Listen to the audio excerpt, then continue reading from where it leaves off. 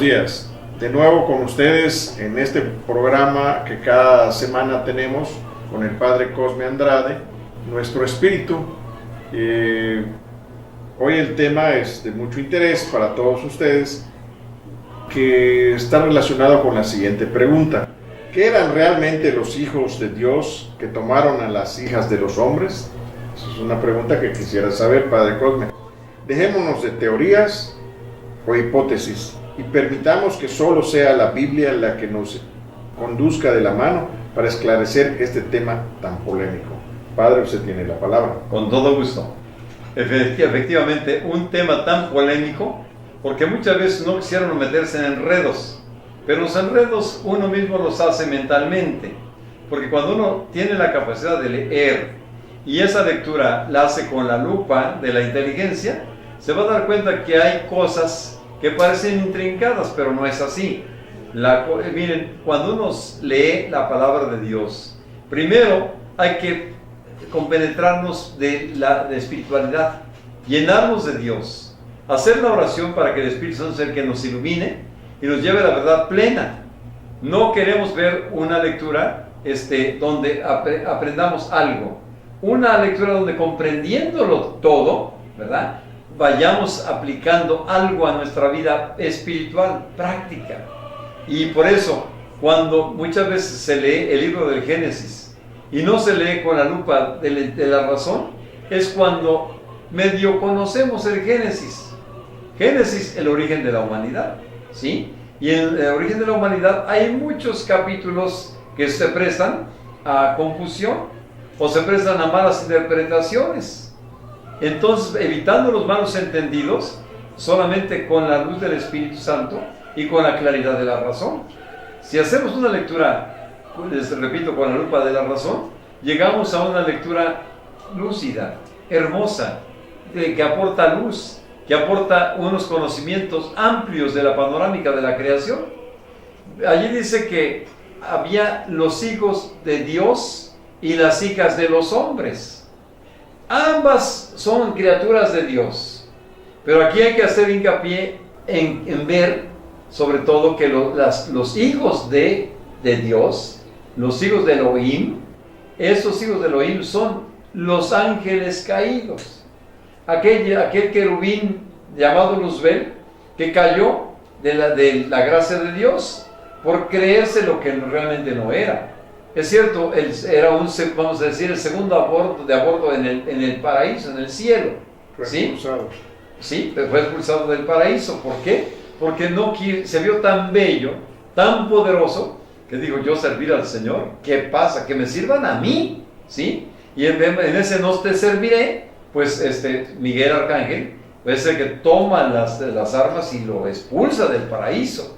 Y vemos cómo ya expulsado del paraíso, ve cómo Dios, al crear al ser humano, él mismo y él junto con su ejército, porque no se fue solo, se fue él con un tercio de los ángeles, una tercera parte de los ángeles le fueron leales a él, y 2 tercios al Señor. Con ese ejército, con esa playa ya de demonios, pues no dejaban de ser criaturas de Dios. Porque a pesar de que Dios no los creó imperfectos, la imperfección nace por el mal uso del libre albedrío. Si yo uso mal de mi libre albedrío, yo mato. ¿Puedo hacerlo? Claro que puedo. ¿Debo hacerlo? No debo hacerlo, ¿verdad? Porque la conciencia es el termómetro que tenemos para que nos indique qué podemos hacer y qué no. Nos dice claramente, es bueno hacer el bien, es malo hacer el mal. Esa es la regla normal que todos tenemos bien impresa. De modo que allí estaban los hijos de Dios, los hijos de Elohim, los hijos que estaban ya de manera luciferiana. Pero aquí cabe hacer esta pregunta, Padre. Ellos tenían fama de ser gigantes, de ser poderosos, de tener a su disposición, y eran pues los gigantes, ¿no? O sea, lo que nosotros no conocemos ahora a la raza humana en forma diferente. ¿Qué era cierto de esto? Bueno, hay que son los hijos de Elohim, ¿no? Hay que precisar primero, los hijos de Elohim no eran gigantes, eran los ángeles que cayeron junto con su jefe Luzbel, y fueron privados de la gracia de Dios. Ok. ¿Sí? Entonces ya en lugar de trabajar en favor del plan salvador de Dios, trabajaban en contra del plan salvador de Dios. Se hablaba de una estatura de 2,90, 3,90. Pero vamos a ver, allá vamos, mira. Entonces estos ángeles, al ver que Dios creaba al hombre, vieron que estaba ocupando su lugar, el lugar que ellos habían perdido. Y entonces dijeron ellos, ¿cómo abortar ese plan? Pues vemos que hacen que el hombre y la mujer caigan también, caigan en pecado, pero el coraje mayor de ellos es que Dios les dio una oportunidad al hombre y a la mujer. Allí en Génesis capítulo 3, verso 15, cuando dice, de la descendencia de la mujer, será quien te aplaste tu cabeza. Vemos que no hay lógica, ¿verdad? ¿Cómo una mujer va a tener descendencia sin concurso del varón? Estaba refiriéndose a la Virgen María, al nacido de la Virgen, al Cristo, al segundo Adán, que vendría a dar, un golpe mortal al dragón infernal, ¿sí? Entonces ellos, viendo que había una segunda oportunidad para el hombre, dijeron, no, esto no se queda así. Ellos maquiavélicamente pensaron un plan, y el plan fue precisamente clonar su esencia angélica, perversa, en la mujer, porque de la mujer vendría la simiente que daría, digamos, que les daría el golpe de gracia a ellos, para precipitarlos al infierno para siempre, por el Señor Jesús. Dijeron, vamos a abortar el plan de Dios de esta manera. Tenemos la capacidad de transformarnos, somos poderosos, ¿sí? ¿Qué hicieron? Pues se transformaron en seres humanos y vinieron y tomaron mujeres de los hijos de los hombres, de las descendencias de Adán, y al tomarlos dieron origen a una clase de, digamos, antropoide angelical, que tenían ya la perversión en sí. Ya no eran los dedos de las manos eran mayores.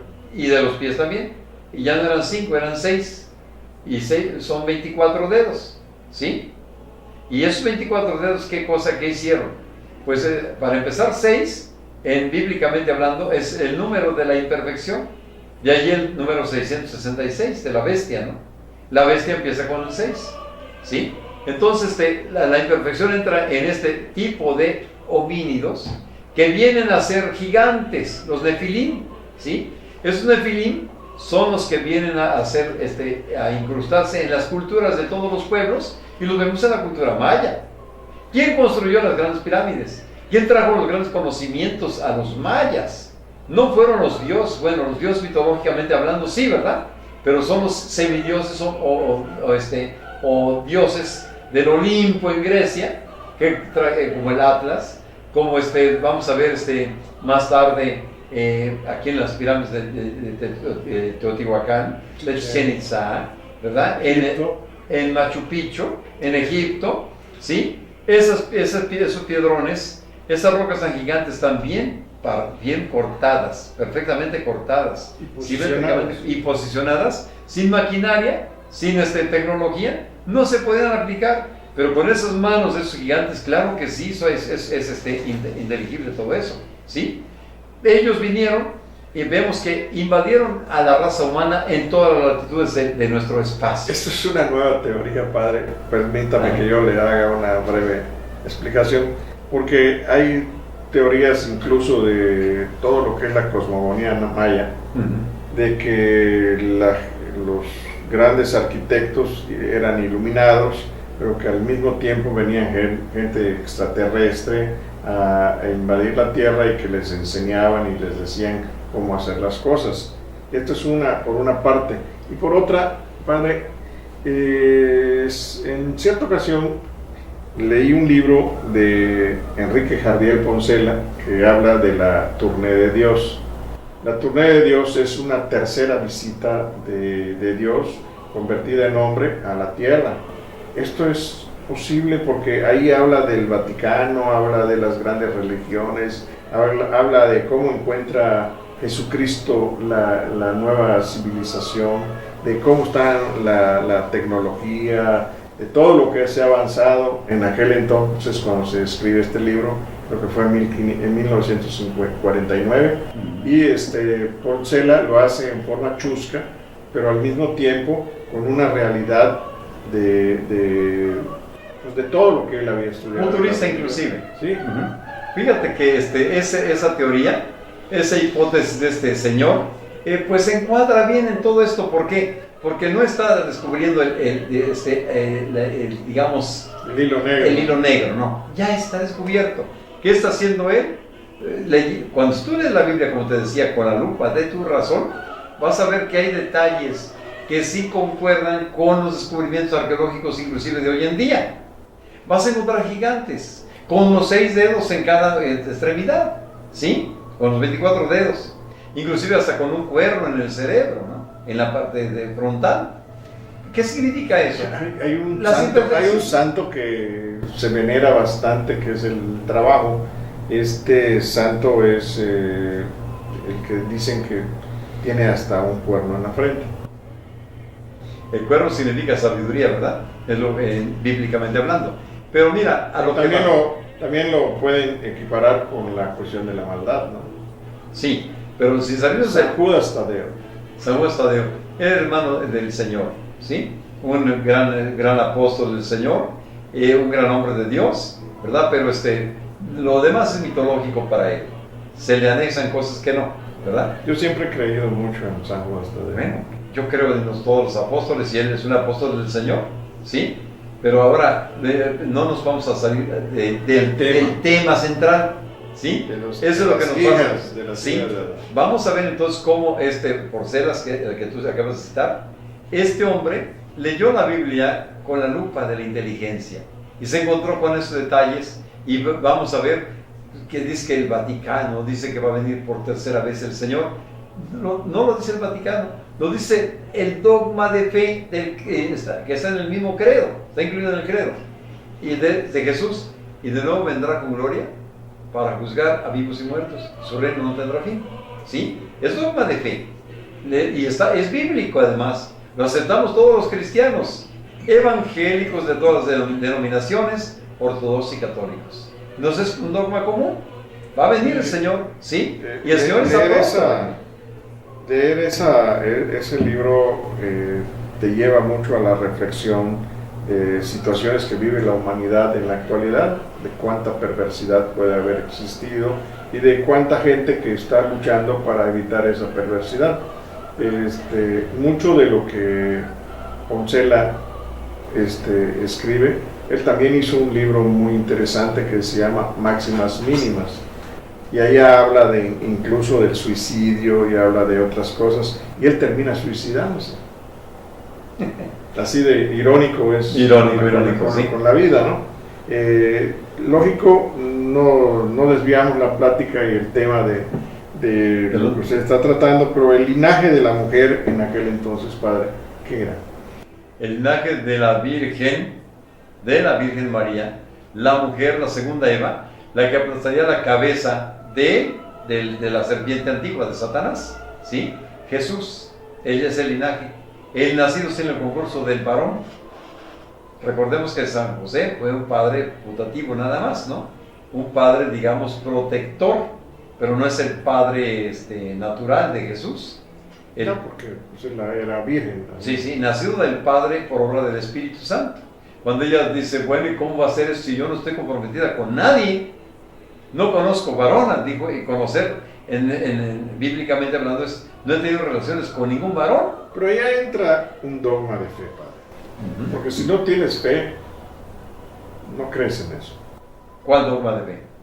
Es el dogma de creer en la divinidad de la virginidad de la Virgen, de María. La virginidad, sí. Bueno, fíjate, y lo aceptamos casi todos, ¿verdad? Algunos dicen que la Virgen María no fue virgen, pero la mayoría de los evangélicos coinciden con católicos y ortodoxos en que sí fue. ¿Por qué? Porque sería contrariar la misma escritura, claro, al mismo profeta Isaías. He aquí que una virgen concebirá y dará a luz, ¿sí? Entonces, no dice una mujer, una virgen, y está en todas las Biblias, ¿sí? Decir que ella no fue, que ya no fue virgen después del parto, no fue tocada por no nos importa lo demás. Que si no fue virgen después del parto, la virginidad en todo caso, ¿qué valor tiene ante la presencia del Altísimo cuando hay un matrimonio consumado?